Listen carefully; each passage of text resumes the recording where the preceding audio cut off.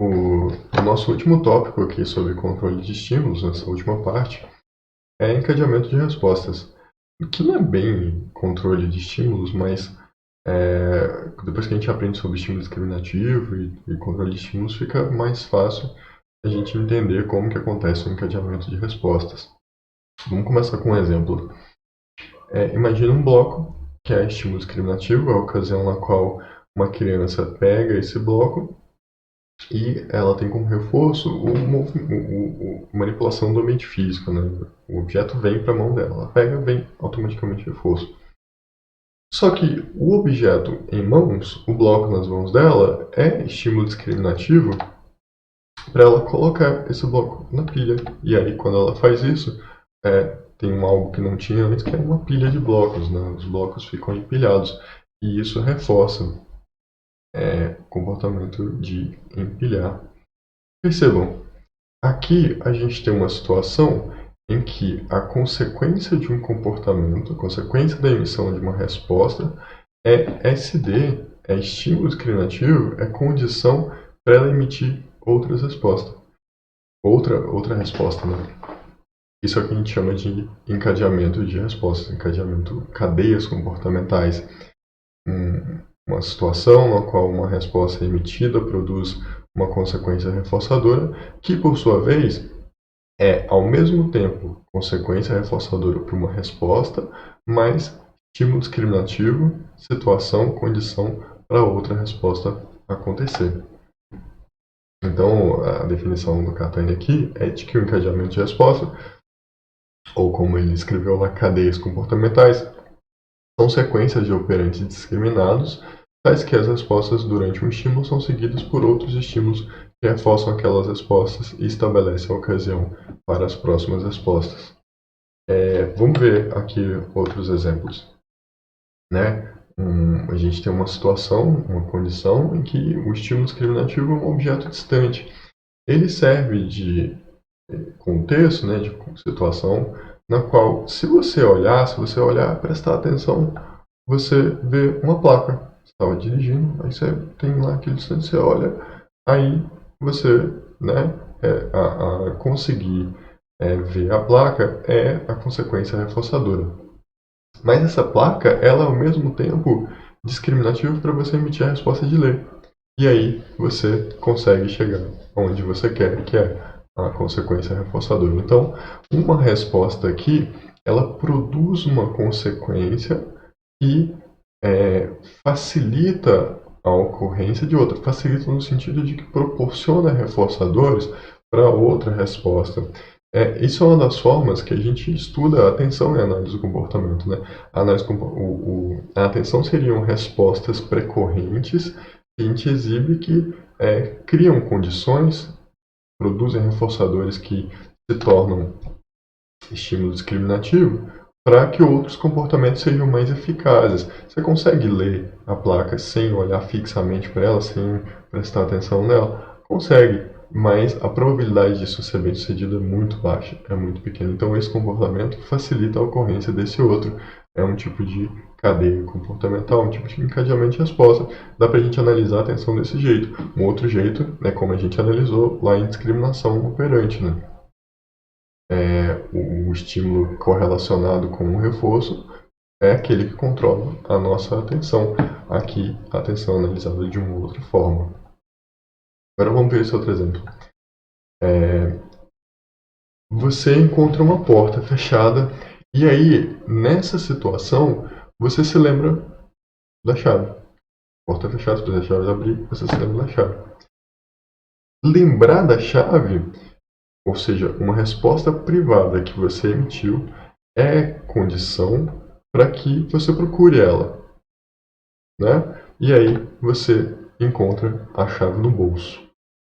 Então, a gente pode pegar aqui desse exemplo algumas coisas. Primeiro, em um encadeamento, a resposta que é emitida, ela pode virar SD para outra resposta. Você pode procurar a chave sem ter lembrado dela antes? Pode. A probabilidade é menor. Então, emitir essa resposta aumenta a probabilidade, serve de estímulo discriminativo para que você emita uma outra resposta. Essa outra resposta, se acontecer, tem chance de ser bem sucedida, de você achar a chave no bolso. A chave no bolso é estímulo discriminativo para você pegar a chave, e aí a consequência aqui, né, abrir a porta, e então uma cadeia comportamental, um encadeamento de respostas longo. Mas vejam, outra coisa que a gente pode analisar desse exemplo encadeamentos de respostas podem envolver respostas privadas, respostas que só eu emito, mas só eu tenho acesso, como, por exemplo, lembrar da chave. Mas essas respostas, elas precisam de eventos externos para acontecer, né? Se a gente pegar no meio da cadeia e olhar da metade para o final, parece que foi o meu pensamento que controlou o resto do meu comportamento. Mas o que a gente não se pergunta nesse tipo de situação é, tá, mas o que me fez pensar isso? O que aconteceu ao redor? O que estava no meu ambiente? Que estímulo apareceu ali que me evocou esse pensamento? A gente precisa, quando a gente está analisando eventos privados nesse sentido, nunca podemos parar no evento privado em si. A gente vai precisar achar um evento externo, tanto anterior, antecedente, que pode ter desencadeado uma cadeia longa e um evento consequente final, aqui no caso abrir a porta, que reforça toda a cadeia. Essa é outra coisa importante a respeito dos esquemas dos encadeamentos comportamentais. Eu não sei se nesse exemplo aqui tem. Aqui tem. Vou focar nisso. Então, o que é que a gente vai focar aqui? Que mesmo em uma cadeia comportamental longa, as consequências reforçadoras de cada, o que você leva, são reforçadores condicionados. O reforçador original, o reforçador final, é que vai reforçar todas as respostas dessa cadeia. Óbvio que o reforçador, a resposta final, ela tem um efeito maior. Ela sofre um efeito do reforço maior porque ela está mais próxima. Quanto mais atrasado, menor o efeito do reforço. Daqui para aqui já passou mais tempo, então esse reforço afeta aqui menos, aqui menos, aqui menos. Mas os reforçadores para cada um vão ser reforçadores condicionados, enquanto esse aqui vai ser um reforçador primário, vamos dizer assim. Então, a resposta no final da cadeia, a consequência produzida pela resposta no final da cadeia é um evento do ambiente externo. O evento que começa a cadeia é um evento no ambiente externo, ainda que quase todas as respostas aqui sejam respostas privadas, sejam eventos privados. De novo, a gente se dá conta, você pensa, nossa, eu acho que eu conheço essa pessoa. E por causa da nossa cultura, que não ensina a gente a olhar, a analisar o comportamento como interação com o ambiente, você acha que esse pensamento foi seu, que ele veio do nada, que foi da sua mente. Mas na verdade esse pensamento aconteceu porque ele foi reforçado sob presença, sob controle de um estímulo específico. A pessoa passa por você, isso aumenta a probabilidade, e aí você acaba pensando, nossa, eu conheço essa pessoa. E pensar assim serve de estímulo discriminativo, que aumenta a probabilidade de um outro comportamento seu, que é, nossa, acho que não. Mas pensar acho que não serve de estímulo discriminativo para um outro, aumenta a probabilidade de uma outra resposta sua. Será que eu chamo essa pessoa? Então, esse estímulo evoca esse outro comportamento. E esse outro comportamento serve de antecedente, para uma outra resposta, que é você, enfim, chamar a pessoa. Aqui um evento público. Daqui para cá, eventos privados, eventos públicos. Então, você chama a pessoa se vira, era uma pessoa reforçadora, ela ter se virado foi reforçador. O efeito do reforço é distribuído por toda a cadeia de eventos públicos e de eventos privados. Então, de novo, a gente não desconsidera eventos privados, seus pensamentos, seus sentimentos, emoções, e a gente ainda consegue analisar eles com processos comportamentais como o encadeamento de respostas. O diferencial aqui é que a gente sempre vai conseguir estabelecer processos comportamentais que valem tanto para respostas públicas quanto privadas. O processo de discriminação aqui o processo de encadeamento, ele acontece tanto em respostas privadas, como a gente viu aqui, quanto em respostas públicas, como a gente viu lá nos primeiros exemplos.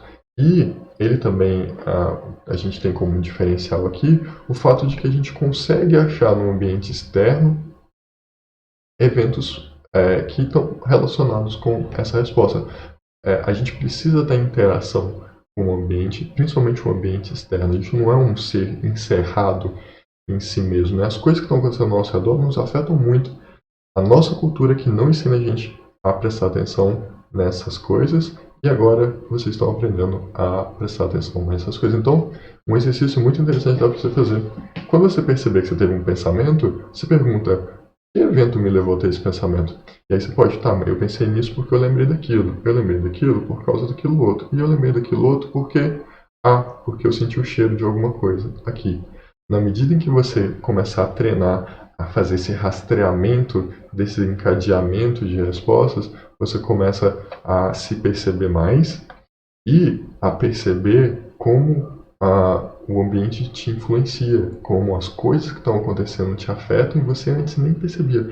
Você começa a tomar mais consciência das coisas, você começa a discriminar melhor as influências do ambiente sobre você. Que vantagem tem sobre isso? Você aprende a se conhecer melhor e você consegue agora mudar o seu próprio comportamento.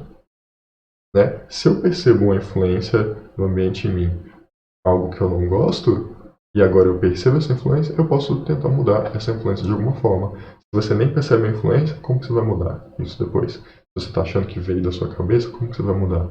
Quando está acontecendo no ambiente externo, eu consigo mudar o ambiente externo. Como que eu mudo o meu ambiente interno?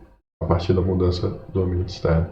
Então, esse tipo de raciocínio aqui, de achar os encadeamentos, e quando esses encadeamentos envolvem respostas privadas, procurar aponta, né, o estímulo discriminativo externo e o estímulo reforçador externo, a consequência final externa, possibilitam a gente a prever e a modificar muitos comportamentos nossos. Espero que tope o desafio de fazer esse tipo de análise. Aqui eu estou deixando outros exercícios de revisão dessa última parte, né, sobre abstração e generalização. Desculpa, a abstração e encadeamento. De novo, são perguntas para revisar. Teoricamente, se você quiser responder todas, fica à vontade. Se você quiser responder só aquelas que você bate o olho e não lembra da resposta, fica ao seu critério.